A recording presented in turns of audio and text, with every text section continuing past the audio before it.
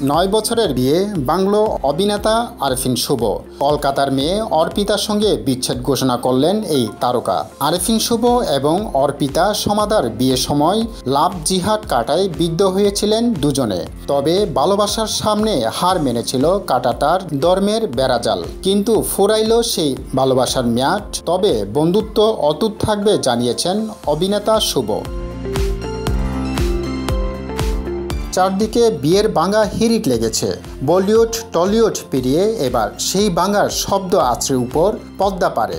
যিশু নীলাঞ্জনা 20 বছরের দাম্পত্য চিরধরা খবর নিয়ে হইচই। বিয়ে ভেঙেছে হার্দিক নাতাশা। এর মাঝেই নিঃশব্দে বিচ্ছেদ হয়ে গেল আরেফিন অর্পিতা।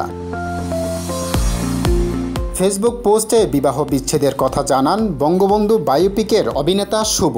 তিনি লিখেন, দেশের এমন পরিস্থিতিতে ব্যক্তিগত কোনো কিছুই জানতে যথেষ্ট দ্বিধা ও সংকোচ বোধ করছি।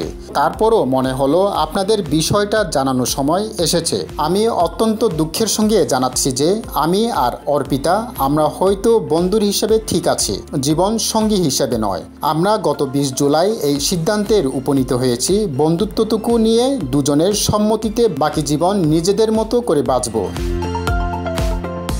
শুভর সঙ্গে তার স্ত্রী অর্পিতার দূরত্বের কথা অবশ্যই বেশ কয়েক বছর ধরেই শোনা গিয়েছিল। দাম্পত্য ভাঙলেও স্ত্রীর প্রতি কৃতজ্ঞতা শুভ লিখেছেন, আমার এবং আমার মায়ের জন্য অর্পিতা যা করেছেন সেটার জন্য তার প্রতি চিরকৃতজ্ঞ ও চিরঋণী।